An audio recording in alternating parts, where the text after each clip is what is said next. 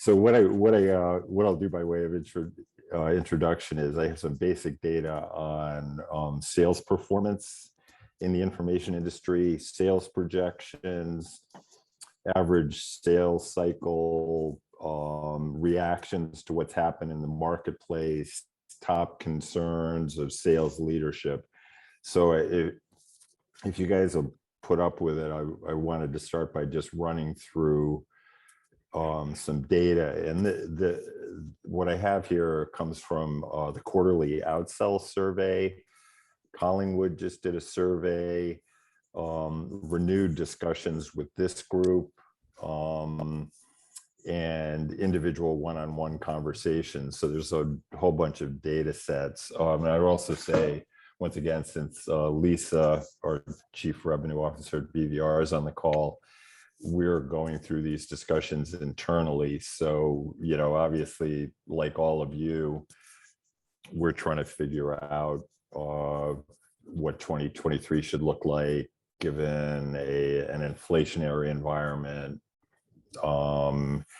what appears to be increased economic uncertainty. I don't know how it can get any less or more certain at this point, but everybody's saying it's more uncertain. So then after the data, I promised 10, there are actually not only 11, there are 12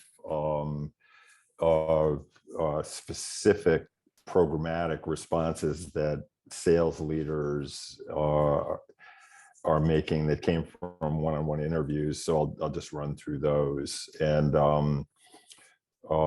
I guess what I'd asked of all of you, since there's a little more data in this one than there normally is, it's not a discussion,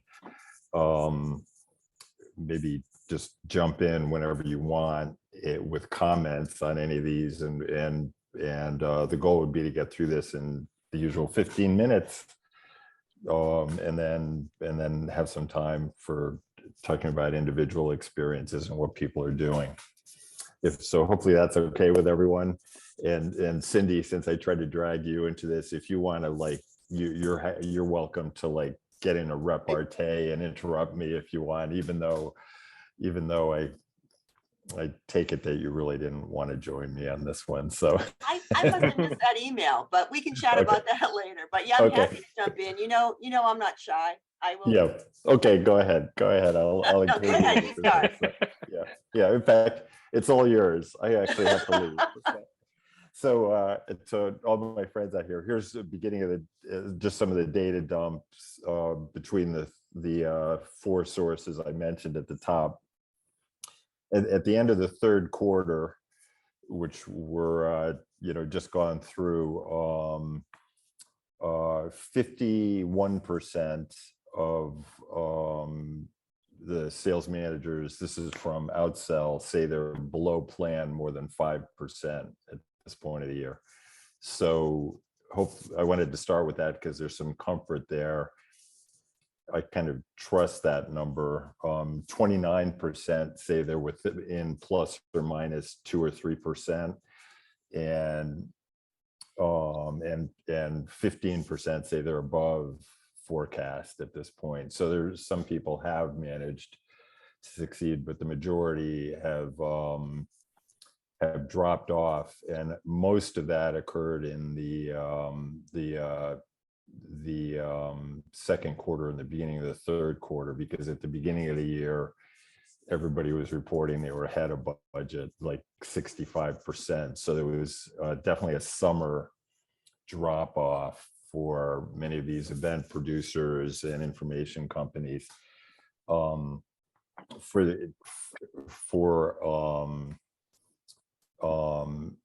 There's still some optimism though. So 27%, only 27%, about half of the people who are below plan project that they'll end below plan.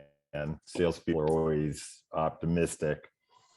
40% think they'll be within the plus or minus 1 or 2%. So that we don't have much more time to go, but everybody thinks they're going to catch up somehow. And still about the same 15% think they're above plan, but 0% or in the outsell survey, 0%. These are some bigger private equity funded companies in this, think they're going to be up above plan by more than 10%. Not a single respondent out of about 120 thought they were going to be more than 10% above plan. So what are the reasons for these? Number one reason cited, and I know a lot of the people on this call, because I've spoken to a lot of you, are experiencing the same thing, but number one reason cited was changes in average sales cycle, like slowdown. And the theme in all of this data is that the top of the funnel, the lead generation part, most people think that's still working, but they're not able, their indecision comes in later in the process. So where off-plan performance is being recorded, it's later in the sales cycle. Some encouragement there to all of you who are struggling with this. So for both Collingwood and Outsell report that like end of first quarter 2021, the end of the first year of COVID, the average sales cycle was 115 days on bigger account sales. That dropped at the beginning of the year. There was a lot more optimism. It dropped to 85 days, so a significant improvement. But now it's trended back up to in second and third quarter. It was at 99 days as an average sales cycle for everybody who responded. So it's not as bad as it was, but there's definitely a slowing there. And again, if anyone has any thoughts on any of these, but as I said, like some of the comments, like one comment somebody said about this was the C-suite is stalling, which is causing all of the non-C-suite buyers to delay or cancel purchases. I think that's kind of a summary, like there's hesitancy from the top due to uncertainty, and it's affecting all of our markets. The other comment and trend is highlighted is that sales to existing customers are actually staying steady, but the win backs of customers, sales and customers,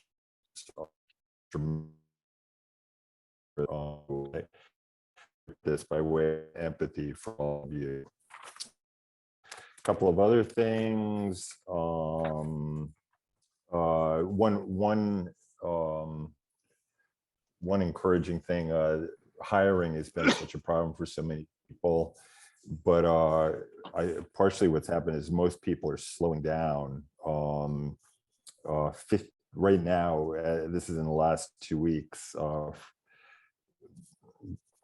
somewhere, 55% are either at an only replace or same pace as normal hiring. So that bulge we saw at the beginning of the year appears to be slowing down in our industry. 30% are saying, are still saying there's no hires, or they're actually retrenching or doing layoffs. So there's still a significant amount there. That I'd say that's good news, because I think it indicates that the supply of good salespeople is going to start to loosen up for all of us. And that's been such a battle the last year and a half for many people I know. Couple other things. Nobody is citing, very few people are citing hiring problems anymore as a major blockage. Nobody is, it appears that the conversations about the decision of working at home and sales productivity have sort of run their course. Nobody's complaining about that anymore. and almost nobody complained about, in any of these surveys, complained about supply chain problems in our industry, in our professions. So some of the COVID problems appear to be, the decisions have been made, people have moved on, if that makes sense, if that's helpful at all. However, the concerns that are increasing are the number one in the Collingwood survey was forecast accuracy.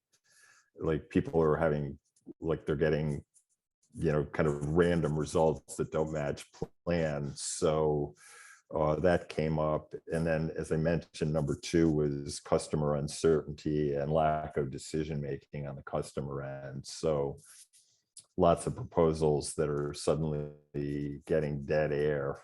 If any of you are having that experience, hopefully that makes you feel better. You're not alone. Here are the top 9 or top 8 reactions to this market from the survey data. One, changing the business plan to get more from current customers. That was the top reaction, 65%. Launching new products or brands or whatever, 53% are doing that as a way to replace lost revenue.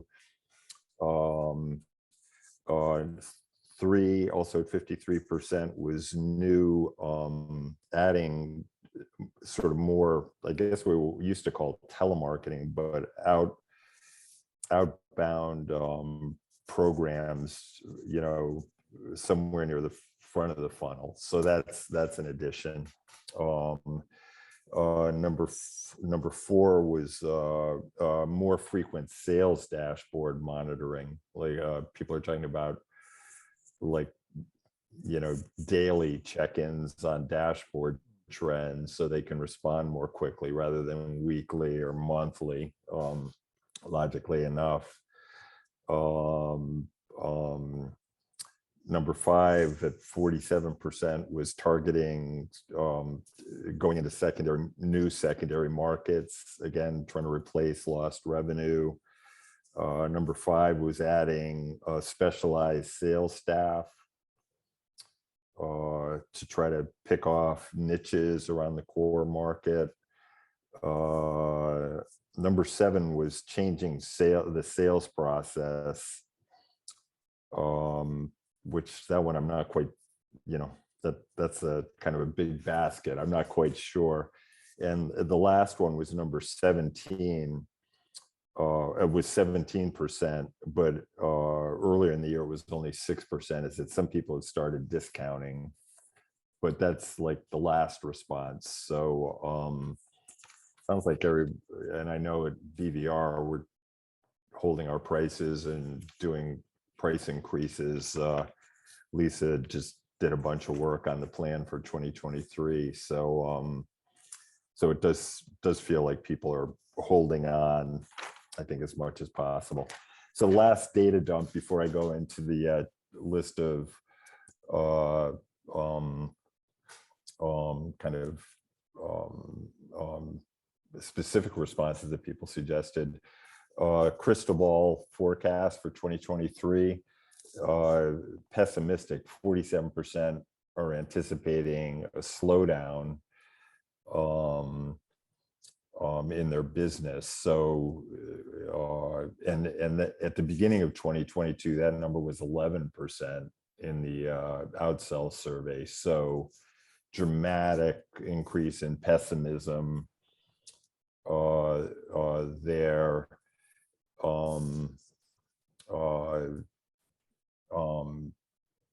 There is some hope to make that up by increasing average deal size. That's sort of the main strategy where people are hoping to catch up ground for a weak economy. And the one other bit of good news, I guess, in there is that a very low percentage anticipate the top of the funnel problems, loss of leads. So it sounds like people they're not worried there. They're worried much later in the sales cycle. I should say, like, a lot of this data comes from sort of private equity funded people. So they're going to be more bullish than I think most renewed members, but among, outsells 25 million and smaller, which is almost all of us. The average prediction is still 18% sales growth for 2023. Average price increase forecast is 8.4%. At BVR, we're trying to get to 7, so we're a little bit lower. And sales salary increase, the average projection is just under 7%, partially in an effort realizing that smaller companies are doing better at attracting remote salespeople now. So that's the data dump part of what I have. I hope some of that is just sort of helpful as background. And if any, I know there's some comments in the chat. Does anybody want to just jump in there before I run through the second part? Any Hey, David. comments, or I'll run through my list. Yep. David, this is Stephanie. I don't know if you can hear me very well because I'm in the car, but Yep. I was going to comment on, I thought what you mentioned about like the difficulty of getting the C-suite buy-in. We're seeing a lot of that in the new market that we entered, and in urgent care just earlier this year, where we'll have the medical director that's like, yes, I want your product ready to go. And then they take it to the CEO or CFO and they're like, well, why do we need this? When do we need to spend more money? Like, we've already got other resources. But what we're finding to be helpful, and I'm sure others have tried this as well or do this, but is we're working more closely with the person that said yes, our decision maker, to get them to tell us how to sell it to the C-suite, and then revising the presentation accordingly. So like we'll kind of say, okay, well, we're going to have like a working session. We'll show you the document, and we actually edit it with them and like kind of go through it. And we ask them like, well, what are you hearing from the CEO, CFO? What do you expect their pushback's going to be?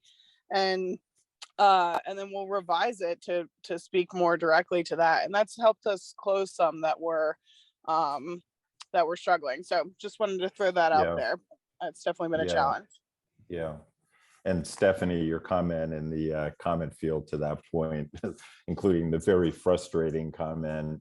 I mean, it's just got to be tough on frontline salespeople to have a typical sales pattern where you have 80% likelihood of close, and then suddenly nothing's closing.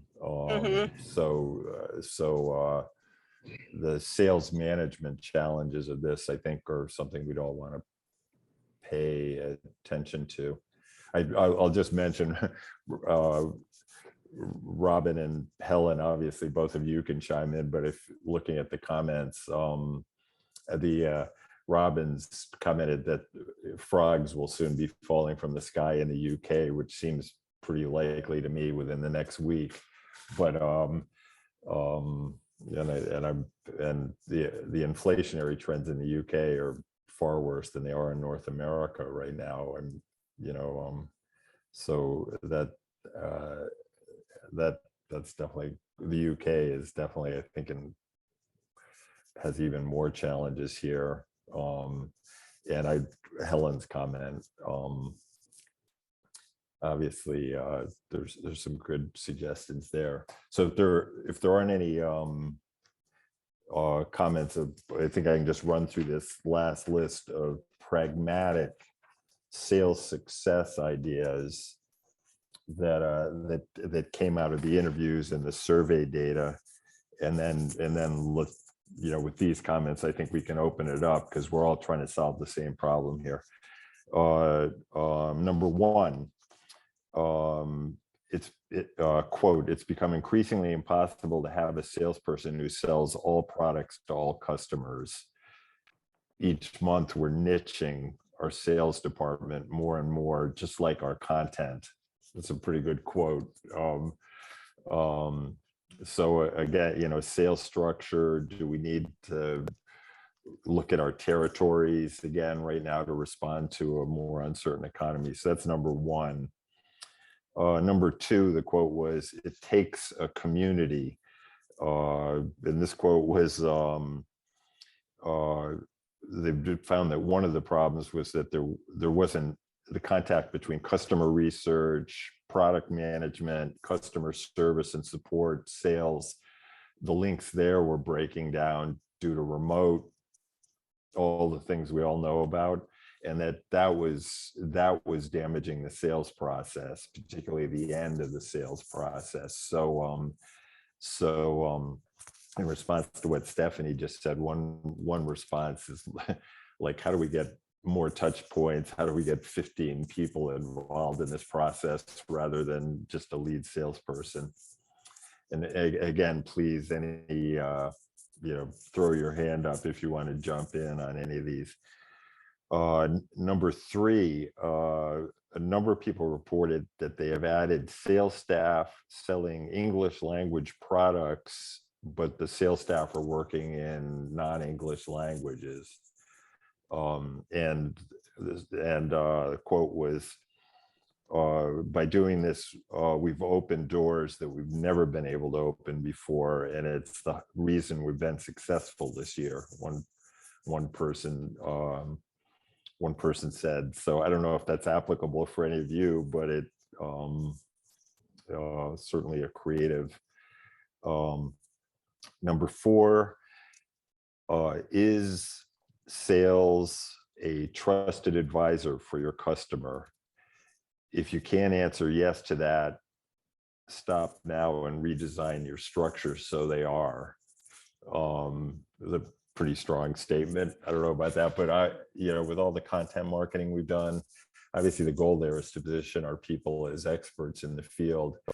And there are a number of strategies to increase that. I think of, I don't know if many of you on this call listened to the On the Offense I did with Suzanne Verity, who used customer rankings and lead tables as a way to make their salespeople experts in the business that they were working in. So their salespeople were often quoted on like top firms and things like that. So different strategies to help sales get there. Number five, this is the only one, accelerating nimble review of the product mix and positioning. So some attempt to try to accelerate, and I think the essence there is if you can have a new bell and whistle on all your products every month or every quarter, so more pragmatic planning about product releases and things like that. So salespeople have something exciting to talk about. Number six, quite a number of people have added empathetic listening training, which makes sense. Again, you're trying to change the sales model to trusted colleague rather than outbound sales. So that's definitely another step in that direction.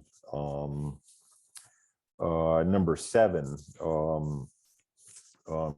if you're struggling for talent, look upstream. They've slowed down. Several people have commented that smaller companies are doing better now, getting people from the Googles and Amazons and the fancy brands of the world, simply because you can tell a story that's saying, wow, we're doing something revolutionary here. We're doing something interesting here. This isn't business as usual. So several people are saying they're winning talent from the big companies, whereas the last decade we've been losing talent in that direction. So maybe that's an optimistic thing. Number eight, governance around price negotiations. Many of us do not have clear policies that allow us to move pricing forward year to year. When I read that one, I thought of discussions in-house at BBR with Lisa and Lucretia, like, okay, how do we get back to a strategy after, I know a lot of us on this call sort of sat tight on pricing in 21, so I think moving from ad hoc price adjustments to a pricing policy is definitely one way to respond. Number 9. Number 9 is a little bit like the kind of trusted advisor idea, but another, everyone loves to be disruptive. Salespeople love it in particular. It's easy for them if they can fit it's new into every sales message. So that one I think is maybe a little bit repetitive, but definitely I think positioning the sales message to say, listen, we're changing the game, that plays well in the marketplace right now. This is your opportunity to get in at a moment of change. And I think that affects product strategy too. So like the nimble product strategy, and how do you take that approach?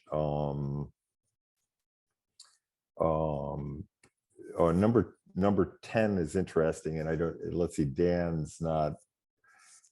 Fink's not on this call, but I've had interesting conversations with Dan about this message, but it also came up in a lot of the data I was looking at. All of us focus on how many more touch points we can get with our customers.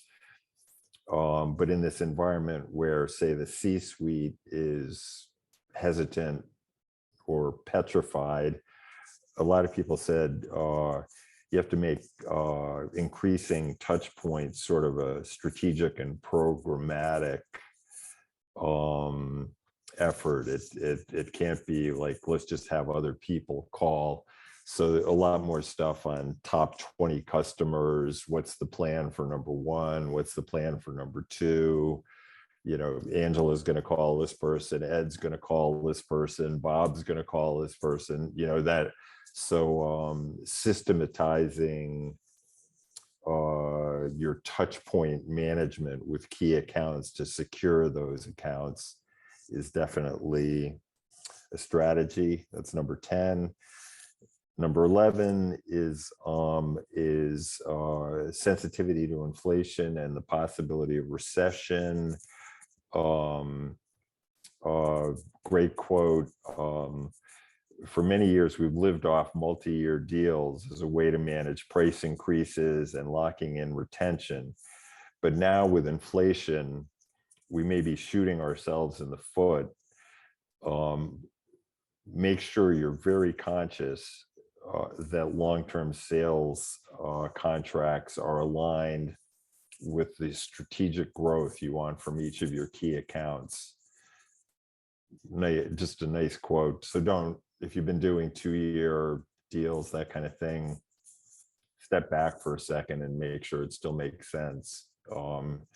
That's particularly true in the UK, where, in Europe, where higher inflation rates are intended. And number 12, targeted discounting for non-North American customers. So where there is discounting and there isn't much, the strength of the American dollar is driving it into the other market segments a little bit more.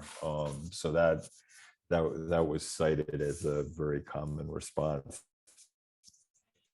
So I'll end that list by apologizing. Obviously this is normally a super energetic dialogue that many of you participated in, but I just think there's so much there about what people are trying to do on the sales side of their business that I hope you don't mind a little bit of the data dump there, and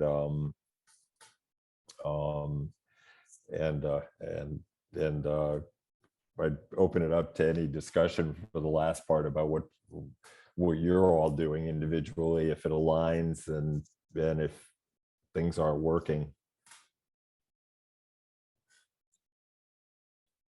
And I'll take the positive regard. Thank you. Thank you, Jen, Stephanie, and Angela. David, Paul's hand is up, and also Robin has some comments on the HBR study that he mentioned that I think is that he's mentioned in the chat that are worth talking about. Sure. But, so let's go, Paul. What? Go ahead, and then we'll go to Robin. Yeah, in anything that you've read, have you seen a trend of more and more people influencing a decision in an organizational purchase? Because one of the things that, you know, when the economy or things are uncertain, you know, CEOs want to cover their rear ends across many people in the organization who all said, yeah, let's make that purchase. Yeah. And the problem that I always find is that it's the people that the salesperson can't get to that are often the ones throwing the wrench into the works. Yeah. Right. Yeah. What have you seen in the research in that area? Maybe other people want to respond. I mean, I would say that of all the stuff that I just reported on, definitely yes, much broader number of decision makers. Some of them you cannot get to anymore because they're sort of hidden behind remote screens. But that there's very much a sense. I think you just used, you know, cover your ass or whatever. I'm sorry if I downgraded your beautiful articulate language, Paul, but but that it, in many cases, it's literally the CEO saying, don't travel, don't talk to anyone, don't make any decisions, you know. So a lot of people are reporting that it's very top-down driven, and it's sort of poisoned everybody else. Other people want to, that's what I take out of what I've heard. Yeah, I would mention too, we're finding more there's different people are now in charge of different budgets. So whereas maybe it used to be the marketing director that had the full budget for the event, now salespeople in some cases are getting lead gen budgets that are separate, and digital media people are getting their own budgets, and then headquarters are getting their own. So it's not always that it's several people within one group. Sometimes you can just go to a whole different group or a whole different like title than in the past, which is helpful. How do you try to work around that? Because that, you know, that problem, which is a specific definition of what Paul just raised, like that's a nasty sales problem.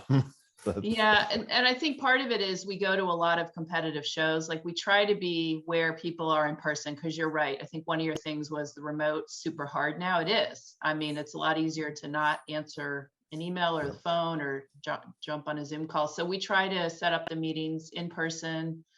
And then we'll find out who those people are, right? So sometimes it might be the marketer's not there, but the salespeople are, or vice versa. And we just ask a million questions and try to get to the right people. But yeah, it's definitely an effort, and you have to kind of, like you said, I think your top 20 in those cases, the more people, the more touch points you have, it makes it a lot easier. And sometimes, you know, we can get the high level people coming to the events and they're willing to sit down with us, which is great. So.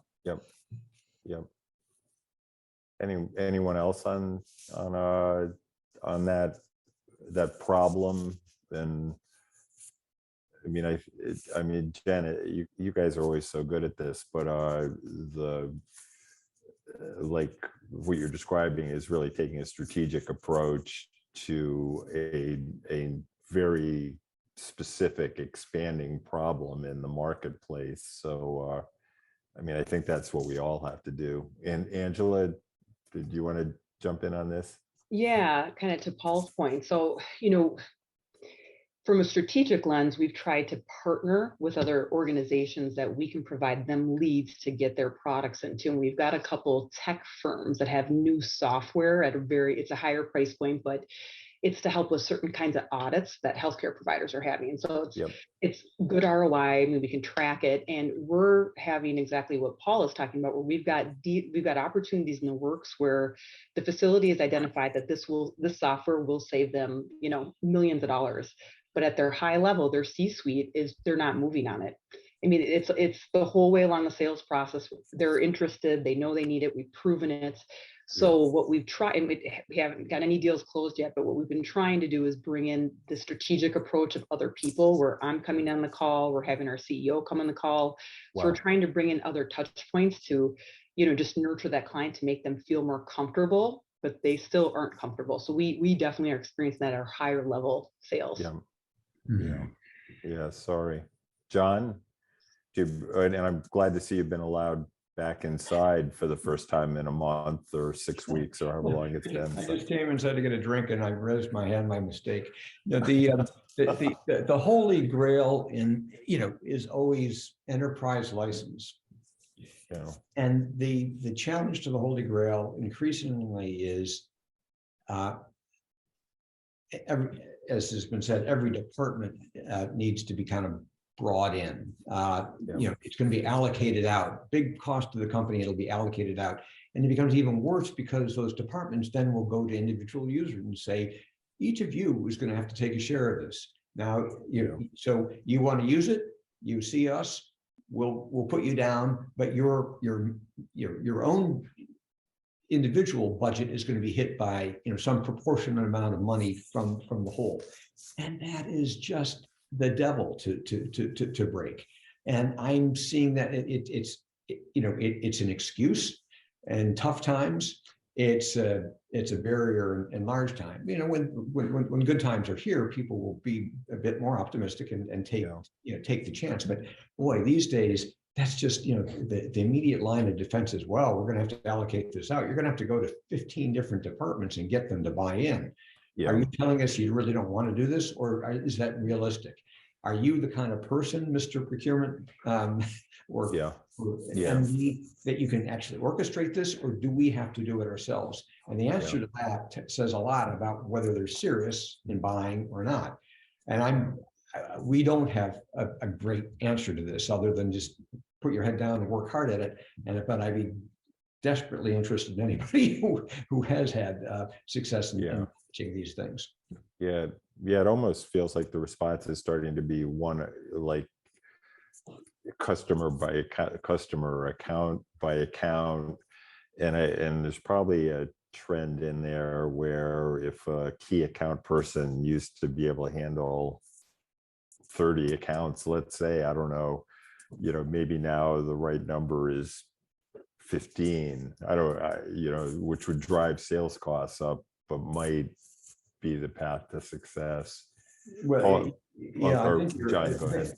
No, I think you're right, and so you get fewer accounts handled by good senior managers, and the small accounts where the growth typically comes from, they don't get enough treatment, enough help. They're handled by people who are working hard but not as skilled at nurturing, perhaps. So, or they're not being observed carefully at all. So it's a doubt.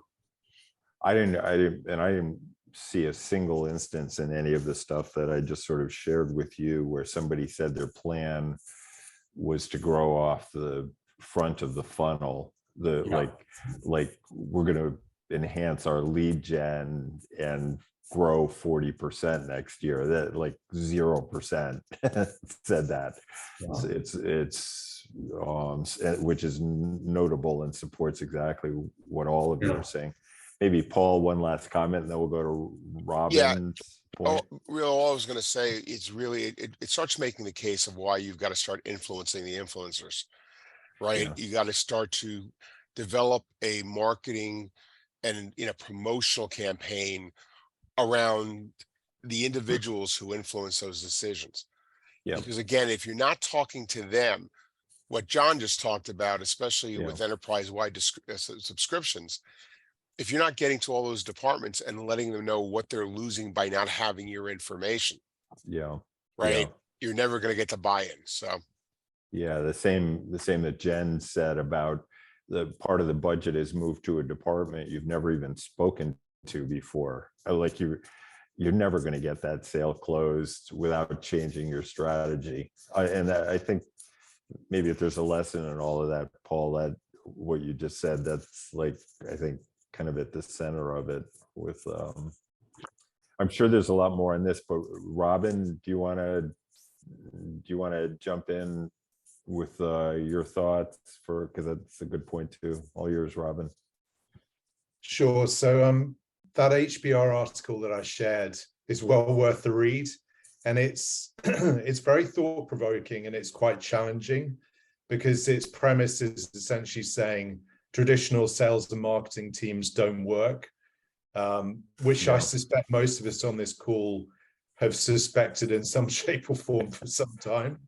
And I think essentially going back to the point that was made earlier about enterprise sales, so very big ticket items, people are finding those very hard to sell in the current climate. Yeah. So I think where you have a whole internal network of decision makers who are inputting into that final decision and being able to influence them, is really tough, and you're very reliant on your internal advocate to do the hard work for you. So I think that's prompting a lot of commercial teams trying to sell enterprise products to just sort of adjust their tactics a little bit. So I think the point about being the trusted advisor is a good one, in the sense that it's encouraging people to build long-term relationships, to kind of show the value as much as sell and speak to the value. So I think people require a little more evidence, a little more, they want to taste and experience what the service involves before they pay for it. So I just think that there's a number of really interesting points that are made in there, and it's had me thinking for the best part of 6 months of what the right response is. One tiny thing just to finish is that something that I heard this last week, which I thought was really smart, was where you are dealing with a budget holder who's making a decision on behalf of their department or team with lots of stakeholders, is to really dial up the personal value for the budget holder or decision maker and make sure that they personally get something very valuable through your service, which I think is really smart. I think that it's brilliant.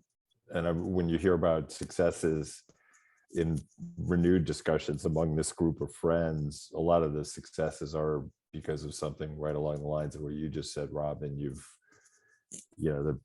There's some adjustment with a product champion, there's some expansion of the product champion status within an organization. Something's adjusted in that relationship that strengthened it. So there's more value add somewhere in there. Paul? Yeah, no, there are two things that are phrases that have been used here. One is trusted advisor, the other one is listening, right? And one of the challenges with being a trusted advisor is, while you may be knowledgeable in your industry, knowledgeable about your customer, knowledgeable about your own products, if you don't listen to your customers, you're never going to be trusted. And, I don't know how many of you train your salespeople on listening skills. When I used to train salespeople, it was a big portion of the training that I did. And I would always say to them, if you can master this, not only will your sales grow, but your personal relationships will improve. Yeah. Right. You'll like the conversations. Exactly. Yeah. Listening is a skill, because we're all in a situation where we hear a word or the customer says something and then our brain starts to churn about how we want to respond, which stops us from listening to the rest of what the customer said.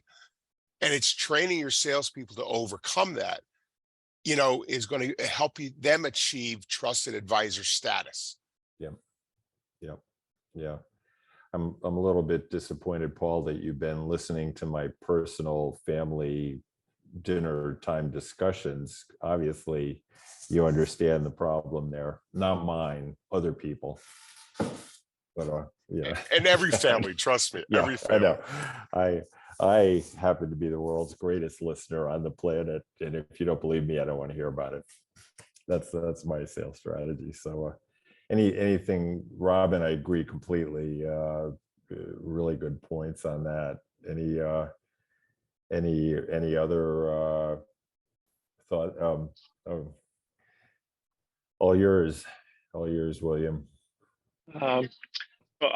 Maybe I can offer two more tactical comments. So one is we're spending more time, and I think doing a better job of asking probing questions. For example, is it possible for your team to improve their skills, right? Which of course, no one would say no to.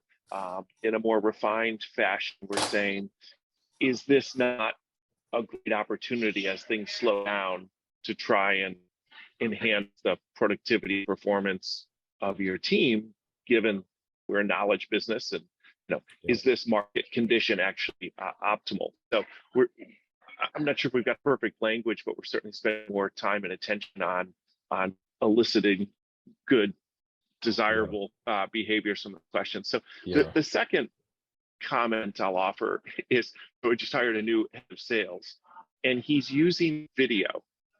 So he's recording a personal video, 2 minutes in length, before sales meetings. And the video says, I've looked at your website, and it shows him on their website, and I understand your business. And when we talk at 2 this afternoon, I want to talk to you about what we do at our institute. And so you go into the call, and the person knows you've done your homework. They're kind of like, wait, you recorded a custom video before a sales call? They take it a little more seriously. And it gets a little bit of the information shared in the way, so that the conversation when we have our 15-minute sales Zoom is much more about problems and pain.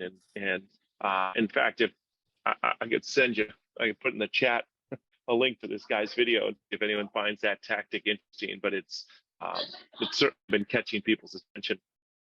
Yep. Yeah, those are great.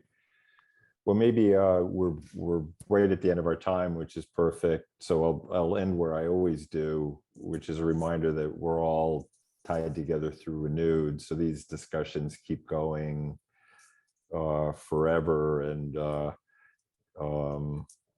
which I personally appreciate. So that's one comment. Two, William, maybe you can send one of the videos around, so we can, because I'm sure those are impactful. So that's great. And as a final thing, just on this topic, again, we have a very small sales team that reports to Lisa, but out of that, we've had people who are good enough listeners, so they're creating opportunities that we never even would have thought of a couple of years ago. So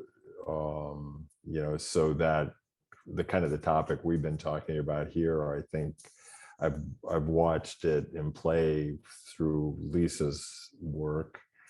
And I'm still on the board of CCC, which is now a $500 million company. I don't know how many of you know that, but Donna Pulio, who's the chief revenue officer there, is like an advocate for everything you said today. And their salespeople are speaking. They have 3 people at the Frankfurt Book Fair right now who are speaking, and those are people from Donna's department, salespeople speaking at conferences. So, like, as I've been really impressed by who just commented on brand helping is the new selling, what Robin put in and what Helen just put in. If you haven't looked at those 2 comments, I think more of us are just getting better and better at that kind of expertise, and we need to continue.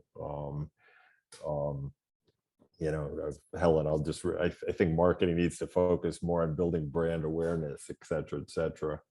That, I think that's becoming more and more important.